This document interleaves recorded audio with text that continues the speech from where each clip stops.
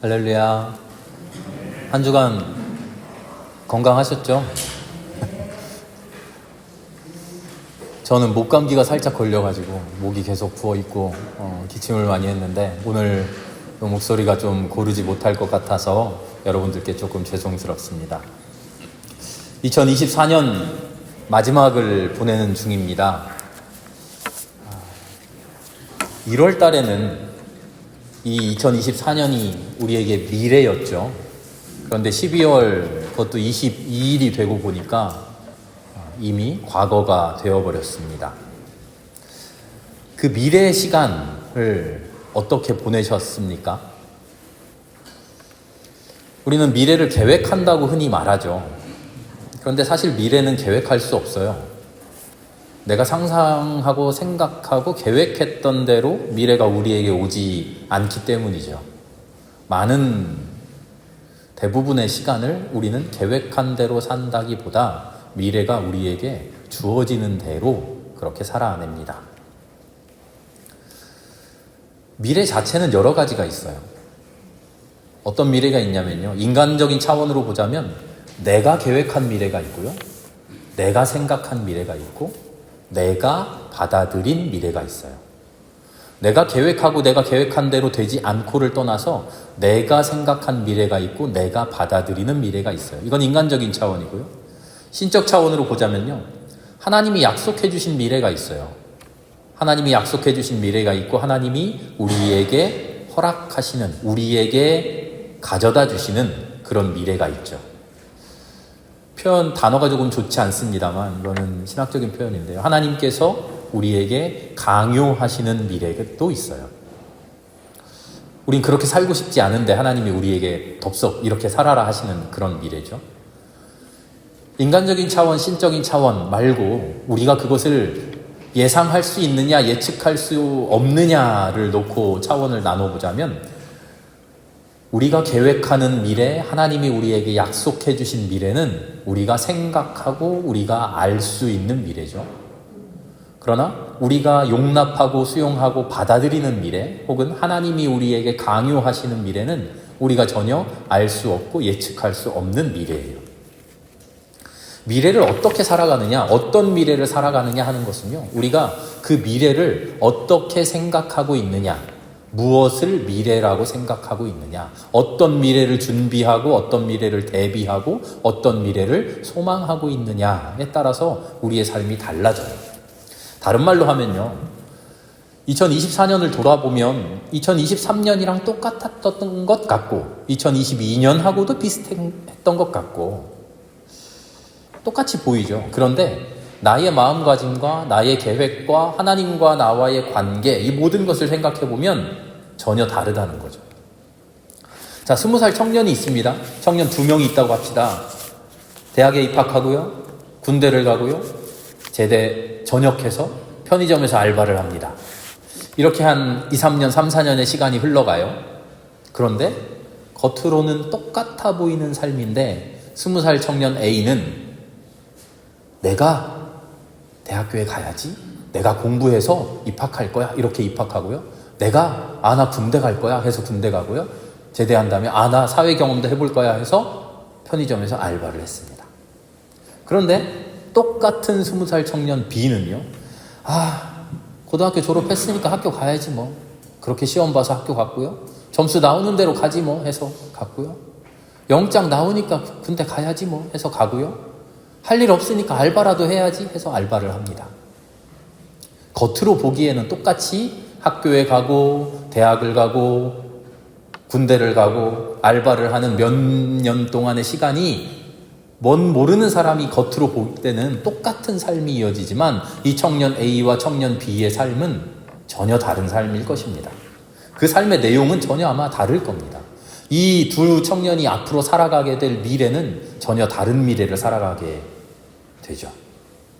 무슨 이야기입니까? 2024년 우리는 사실 예전과 별반 다를 바 없는 똑같은 삶을 살아왔어요. 2025년, 내년을 하나님 새롭게 주시고 그 새해를 우리가 계획한다고 하지만 엄청나게 무슨 격변이 일어나지 않는 한 내년의 삶도 오늘 금년과 비슷할 겁니다. 그런데 똑같이 비슷한 그저 그런 삶을 살겠습니까? 아니면 전혀 다른 삶을 살아보겠습니까? 하는 그 결단과 결심이, 그 기회가 우리 앞에 주어진다는 거죠. 금년에도 어찌어찌 살다 보니 이렇게 되었구나. 이렇게 금년을 돌아보고 내년도 어찌어찌 살겠구나. 이런 마음가짐으로 연말연시를 보낼까? 아니면 기쁨과 감사와 즐거움 속에서 매일매일을 하나님 나에게 주시는 도전으로 삼고 매일매일 속에서 작은 소망과 작은 행복과 작은 실천과 작은 결단을 하면서 그렇게 살아가겠느냐? 하나님 우리에게 매일 그걸 묻고 계셔요. 성경에는요, 대단한 위인들, 훌륭한, 우리가 따라갈 수 없을 것만 같은 그런 위인들의 신앙적 모습이 등장하잖아요. 그래서 우리는 때때로 오해하기도 합니다. 하나님을 믿는다고 하는 것은 다윗처럼, 바울처럼, 모세처럼, 엘리야처럼 그런 대단한 일을 해야 되는가 보다. 하나님을 믿는다는 것은 저런 거구나, 엄청난 일을 해야 되는가 보다라고 생각해요. 물론 이 생각도 훌륭합니다. 하나님의 위대한 신앙의 위인을 본받아 살겠다고 하는 그런 마음 좋은 거죠. 그런데 그런 마음을 가지면요, 다른 한편으로는 내가 어떻게 그렇게 살겠어 하는 마음과 타협해서 지금 이 모양 그대로 그런 신앙의 위인들을 우러러보기만 하면서 우리는 그렇게 못 살아 하면서 매일매일을 평범하게 사는 것으로만 만족하게 된다는 거죠. 그런데요, 하나님이 우리에게 원하시는 삶은 신앙의 위인의 삶이 아니에요. 매일매일 하나님 우리에게 도전하시고 하나님 우리에게 강요하시고 하나님 우리 앞에 펼쳐주시는 우리가 생각 못했던 그 삶 속으로 뛰어드는 거죠. 무엇을 가지고 뛰어듭니까? 하나님의 말씀을 가지고, 하나님의 명령을 가지고, 하나님의 약속을 가지고 뛰어드는 그런 삶을 하나님은 우리에게 원하고 계세요. 출애굽기 이야기를 우리가 2024년 처음부터 해왔는데요. 제가 분량을 열심히 맞췄습니다. 오늘 40장, 다음 주에 이제 마지막 절 34절부터 끝절까지 이야기를 할 텐데요. 출애굽기는 우리에게 몇천 년 전 과거의 일입니다. 이미 일어난 일, 정해져 버린 일이에요. 그런데 출애굽 백성들에게는 희망찬 미래의 시간이죠. 이 미래의 시간을 이들이 어떻게 살았는가 하는 것을 우리가 금년 동안 계속 생각해 본 거예요. 똑같은 출애굽 광야 생활을 하는데요, 하나님의 사람들의 삶과 원망하는 백성들의 삶이 완전히 달라요. 왜 그랬습니까? 미래에 대한 마음가짐과 미래에 대한 준비가 달랐죠. 미래를 위해서 무슨 준비를 합니까? 우리는 어떤 준비를 하죠? 내년의 삶을 위해서, 내후년의 삶을 위해서, 5년, 10년 뒤의 삶을 위해서 우리는 무슨 준비합니까? 노후 준비하죠? 재물도 준비하고, 공부도 하고요, 체력도 기르고요, 인간관계도 쌓고요, 여러 가지로 준비를 합니다. 그런데 영적 준비, 신적 준비는 어떻게 하고 있습니까? 출애굽기의 말씀을 통해서 우리가 제일 중요한 미래를 위한 영적인 준비, 그것을 배워보자는 겁니다. 오늘 16절의 말씀을 보니까 하나님께서 모세에게 명령하신 회막, 성소의 기구들, 그런 것들 만드는 이야기가 나와요. 뭐라고 하냐면 16절에 모세는 주님께서 그에게 명하신 것들을 모두 그대로 하였다. 모두 그대로 하였다. 이 말씀을 겉표면으로만 읽으면요, 겉으로만 읽으면 하나님께서 시내산 위에서 하나님의 집을 요렇게 만들려고 했더니 그냥 그렇게 만들었어. 만들려고 했더니 만든 거야. 이렇게 읽을 수 있겠는데요. 실은 이 출애굽기 안에 긴 부분을 할애해서 이렇게 만들고 저렇게 만들고 뭘로 만들고 몇 규빗이요 하고 있는 그 지루한 그 길들이 엄청난 의미를 담고 있는 것을 우리는 깨닫게 돼요. 모든 일에서 하나님의 뜻대로 하였다. 이제 다음 주에 출애굽기 이제 마지막 장면을 이야기할 텐데요. 40장 맨 끝절 말씀은요, 출애굽기의 결말이 아니에요. 출애굽한 백성이 하나님께 이렇게 복받았더라, 복받고 끝났다, 해피엔딩이 아니라 시작이에요. 출애굽이 끝났습니다가 아니라 이제 이스라엘 백성들이 진짜로 시작합니다 하는 그 시작을 40장 마지막 절에서 이야기해요. 무슨 시작을 합니까? 인간적인 미래가 아닌, 인간이 계획한 인간의 미래가 아닌 하나님이 계획해 주시고 하나님이 우리에게 강요하시는, 하나님이 우리에게 베풀어 주시는 우리가 알지 못했던 그 삶으로 한 발 한 발 용기 있게 전진하는 그 미래의 시작이죠. 어떻게요? 모든 일에서 하나님의 뜻대로 그대로 이루는 그 삶을 통해서 말이죠. 지난주에도 말씀드렸습니다만 시내산 위에서 하나님이 모세에게 명령하신 물건들을 이제 만들잖아요. 만들 때 어떻게 했습니까? 이렇게 만들었다 하고는 후렴구처럼, 노래의 후렴구처럼 되풀이되는 문장이 있어요. 뭐였죠? 분향단을 만들었다 하고는 그 뒤에 이것은 주님께서 모세에게 명하신 그대로 한 것이다. 뭐를 만들었다 해놓고 그 뒤에 또 이것은 주님께서 모세에게 명하신 대로 한 것이다. 뭐 하나 만들고 주님께서 명하신 대로 한 것이다. 또 하나 만들고 주님께서 명하신 대로 한 것이다. 계속 반복해요. 한꺼번에 다 써놓고 이것도 만들었고 이것도 만들었고 저것도 만들었고 다 써놓고 맨 뒤에 이것은 주님께서 명하신 대로 한 것이다 하면 될 것을 왜 이렇게 하나하나 만들 때마다 이 지루한 반복을 했을까요? 이게 중요한 거예요. 내 뜻대로 내 마음대로 한 것이 아니라 모세는, 이스라엘 백성은 지금 어떻게 하고 있냐면요, 하나님께서 명하신 그대로 한 걸음 한 걸음, 한순간 한순간을, 그 삶의 모든 순간순간들을 하나님께서 명하신 그대로 하고 있다는 거예요. 지루할 법도 한데, 짜증날 법도 한데, 내 맘대로 하고 싶어 할 법도 한데, 이것보다 저게 더 좋은 것 같은데 새로운 생각이 날 법도 한데, 그런 생각 없이, 그런 짜증 없이, 그런 원망 없이, 그런 불평 없이 하나님께서 명하신 그대로 하고 있다는 거예요.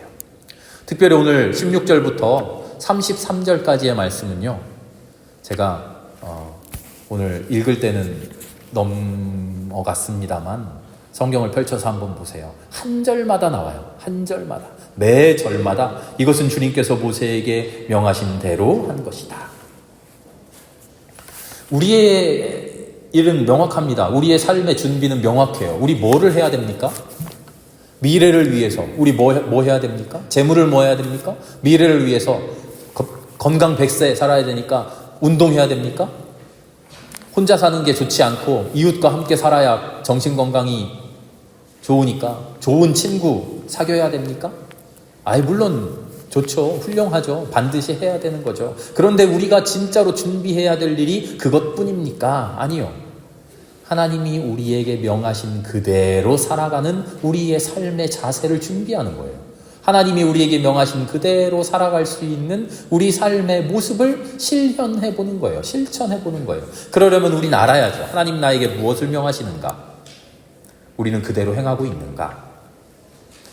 이것이 실로 우리의 삶에서 되었을 때 33절의 말씀처럼 이렇게 모세가 모든 일을 다 마쳤다라고 했을 때, 그때 34절의 말씀처럼 하나님의 영광이 드디어 이스라엘 백성에게 임해요. 33절의 말씀이 이렇죠. 이렇게 모세는 모든 일을 다 마쳤다. 이렇게 우리는 이 말씀을 읽으면서 모세가 다 마쳤다에 거기에 초점을 두고 읽을 수 있는데요. 진짜 초점은요, 모세가 다 마쳤다에 있지 않고요, 이렇게 마쳤다예요. 이렇게가 뭐죠? 앞에 계속 반복되던 말씀이죠. 하나님이 명령하신 대로. 모세가, 이스라엘 백성이, 모세 혼자 개인의 이야기가 아니죠. 모세가, 이스라엘 백성 전체가 모든 일을 마쳤는데 어떻게 마쳤습니까? 하나님께서 명령하신 대로 마쳤다. 그랬더니 34절에 뭡니까? 그때에 하나님이 명령하신 대로 모든 것을 완성했을 그때에 하나님의 영광이 우리와 함께 하셨다. 하나님의 영광이 그들과 함께 하셨다. 우리 인간이 하나님의 명령대로 다 완수했을 때 비로소 그때 우리가 미래를 살아갈 준비가 된다는 거예요. 비로소 그때 우리가 미래를 살아갈 수 있는 첫걸음이 허락된다는 거예요. 미래는요, 그냥 시간만 짝깍짝깍 가면 당연히 찾아오는 그런 게 아니에요. 미래를 향한 준비가 우리에게 되어 있을 때 우리에게 미래가 찾아와요. 왜 나에게 미래가 없을까? 왜 내 삶의 앞은 이렇게 캄캄할까? 우리가 그런 생각할 때 있죠. 왜 그런지를 알아야 돼요. 왜 우리의 삶이 미래가 없습니까? 왜 우리의 삶이 앞이 캄캄합니까? 세상이 잘못돼서 그렇습니까? 환경이 그래서 그렇습니까? 우리가 금수저가 아니라 흙수저라서 그렇습니까? 아니에요. 미래에 대한 준비가 우리가 되어 있지 않아서 그래요. 미래를 향한 간절한 소망과 미래를 살아갈 수 있는 마음과 미래에 대한 그렇게 살아갈 수 있는 준비를 우리가 아직 하지 않았기 때문에 우리에게 그 미래가 열리지 않는 거예요. 34절의 말씀에 하나님의 영광이 우리에게 언제 임합니까? 그 언제 하나님의 영광이 우리에게 열립니까? 우리가 하나님의 명령대로 모든 일을 이렇게 완수했을 때 열리죠.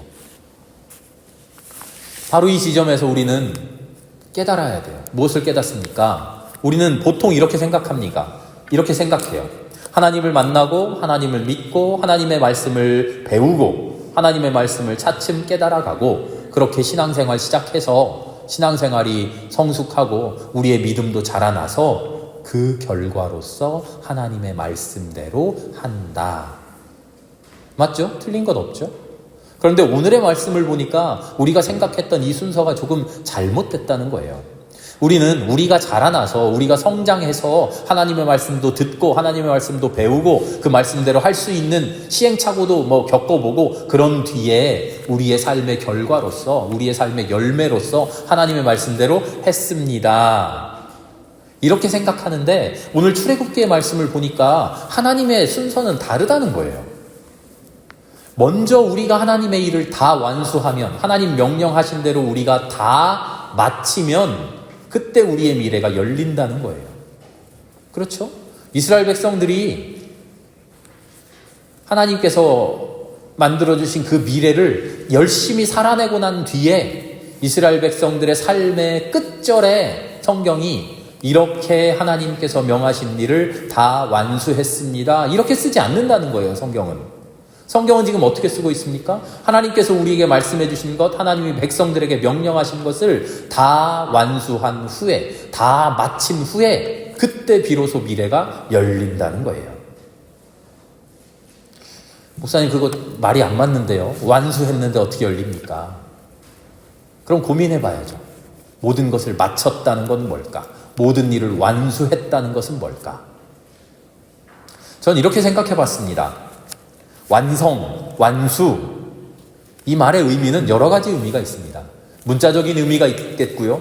두 번째는 우리 하나님을 믿는 인간의 입장에서 순종적인 의미가 있겠고요. 세 번째로는 하나님의 입장에서 하나님의 용납적인 완성이 있죠.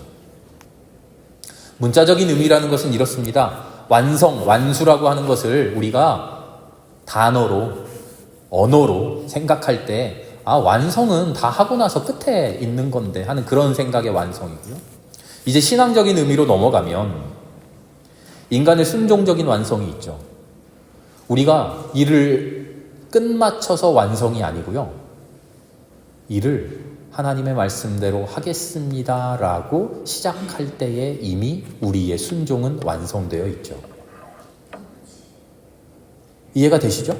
일 자체를 해냈느냐 해내지 못했느냐의 문제가 아니라 그것은 뒤에 일어날 일입니다만 이미 일을 시작할 때 우리가 하나님 앞에 아멘 하나님의 말씀대로 하겠습니다 라고 결단하고 순종할 때에 완성되어 있다는 거예요.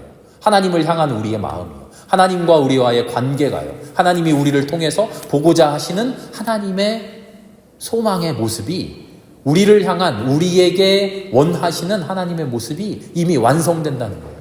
그래서 하나님의 입장에서 이거는 용납적인 완성이에요. 하나님의 기뻐하심이에요. 설명해 드리자면 이런 겁니다. 우리가 달란트의 비유 잘 알죠? 10달란트 받은 종, 5달란트 받은 종, 1달란트 받은 종. 1달란트 받은 종이 어떻게 했죠? 땅에다가 파묻었잖아요. 그런데 주인님이 돌아와서 뭐라고 말씀하십니까? 내가 너에게서 받고 싶은 것은 돈을 얼마나 많이 벌어서 이윤을 얼마나 남겼느냐 그런 게 아니다. 예수님이 뭐라고 말씀하시죠? 그에게 맡겨주신 것을 순종하며 아멘하며 내가 그것 가지고 다 망해서 한 달란트는커녕 빈털터리가 되더라도 나에게 주신 삶을 열심히 살았더라면 주인은 돌아와서 한 달란트 맡겼던 종에게 기뻐하고 칭찬하셨을 거예요. 돈을 얼마나 남겼느냐가 아니라 너 이것 가지고 내가 너에게 시킨 일을 해봐라 라고 했을 때 아멘 하고 그 일에게 용감히 뛰어들었다면 하나님은 이미 그때 우리의 삶을 기뻐하고 용납해 주신다는 거죠. 달란트로 무엇을 남겼느냐, 그 결과를 가지고 우리는 완수라고 생각하는데 아니라는 거예요. 이미 시작하는 그 시점에 우리가 하나님의 말씀에 우리에게 주어진 삶에 얼마나 순종하며 그 명령을 받아들이느냐 하는 것으로 우리의 순종적인 완성이 이루어지고 하나님의 용납적인 완성이 이루어진다는 거죠. 하나님의 기뻐하심이에요. 민수기 14장을 보면요, 이스라엘 백성이 가나안 땅에 도착해요. 40년 만에 도착하는 게 아니라 사실은 몇 개월 만에 이집트를 떠나서 가나안 땅에 도착한단 말이에요. 도착해서 가나안 땅에 정탐꾼을 보내서 살펴보죠. 그리고 나서 돌아와서 뭐라고 해요? 우리는 못 갑니다. 우리는 메뚜기 같은 초라한 존재입니다. 저 땅에 사는 사람들은 거인 같은 안악자손들이 살고 있어서 우리가 저기 살겠다고 들어갔다간 우리 다 죽습니다. 우리 다시 이집트 돌아갈래요. 거기서 노예 생활하는 게 낫겠습니다. 이러잖아요. 그런데 여호수아와 갈렙은 뭐라고 이야기합니까? 아닙니다. 우리 올라갑시다. 그리고 하는 말씀이 이거예요. 민수기 14장 8절입니다. 주님께서 우리를 기뻐하신다면 그 땅을 우리에게 주실 것입니다. 주님께서 우리를 기뻐하신다면. 이 기쁨이 뭘까요? 전 이 기쁨이 하나님의 용납적인 완성이라고 생각해요. 하나님이 우리를 기뻐하시는 거예요. 우리의 순종의 모습을 보고 이미 기뻐하시는 거예요. 그 전투에서 이겼느냐 졌느냐를 보는 게 아니라 하나님이 우리의 부족함을 알면서도 하나님이 우리와 함께 하신다는 것을 믿고 그 싸움에 나가느냐, 그 전투에 임하느냐, 우리의 그 자세를 보고 하나님이 기뻐하신다는 거예요. 하나님이 우리를 사랑스럽게 보신다는 거예요. 우리가 하나님 앞에 그 사랑스러운 모습, 그 하나님 기뻐하실 그 모습을 보여드리는 것, 우리가 그런 모습 되는 것, 그것이 오늘 우리 말씀에 나오는 모세가 모든 일을 다 끝마쳤다라고 하는 그 완성, 그 마침, 그 준비인 것이죠. 우리는 삶에 이런 준비가 되어 있어야 돼요. 우리는 삶에 미래를 향해서 이런 준비가 되어 있어야 돼요. 인간의 순종과 우리의 기쁨의 완성, 하나님의 말씀으로 살아가는 것이 참 기쁘지 하는 우리 스스로의 완성, 그게 완성되어 있을 때 참으로 우리의 미래가 열릴 줄 믿습니다. 하나님께서 우리를 용납해 주시고 그래, 나를 순종하고 나의 말씀대로 살겠다고 하는 너 참으로 기쁘구나, 너 참으로 어여쁘구나 하는 그 하나님의 기쁨 또한 완성되어 있을 때, 이 두 가지 완성이 이루어졌을 때, 모든 일이 하나님의 뜻대로 이루어졌을 때 출애굽 백성이 그 광야의 삶을 전진해 나가는 것처럼 하나님의 영광이 그 순종하는 백성들과 하나 되어서 출애굽 구원의 진짜 미래가 열리는 것이죠. 우리도 그런 기다림, 우리도 그런 미래 살아갈 수 있기를 바랍니다. 대림절을 지내고 있죠. 무엇을 기다립니까? 아기 예수를 기다립니까? 그리스도를 기다립니까? 하나님의 구원을 기다립니까? 우리 구원받기를 기다립니까? 우리의 삶이 나아지기를 기다립니까? 지금의 삶 이대로 살아가는 게 아니라 무언가 새 세상이 열리기를 간절하게 기다립니까? 하나님이 완성해 주실 것만 기다리고 있습니까? 우리의 구원은, 우리의 기다림은 그런 기다림이 되면 안 돼요. 우리의 자리에서 먼저 내 신앙을 완성해야 돼요. 먼저 나의 순종을 완성해야 되고 그 완성을 통해서 하나님의 기쁘심을 우리가 완성해 드려야 돼요. 그래야 아기 예수가 비로소 우리에게 태어나신다는 것을 우리는 깨닫게 됩니다. 성탄을 앞둔 이 시기에 출애굽 백성의 그 삶을 묵상하면서 우리 또한 아름다운 순종으로 완성되어 있는 사람들 될 수 있기를 바랍니다. 하나님 우리에게 열어주시는 미래는요, 불확정한 미래, 불확실한 미래, 어떻게 될지 알 수 없는 미래, 그래서 살아봐야 하는 미래가 아니라 이미 확정된 미래, 이미 우리에게 승리를 가져다 주신 승리의 미래, 이미 우리와 함께 하셔서 이미 우리에게 행복을 가져다 주신 기쁨의 미래인 줄 압니다. 아름다운 순종의 모습으로 하나님께 기쁨 받는, 하나님께 사랑받는, 하나님께 어여쁨 받는 그런 백성으로 우리에게 주신 미래를 아름답게 살아갈 수 있는 저와 여러분 될 수 있기를 주님의 이름으로 축원합니다. 함께 기도하겠습니다.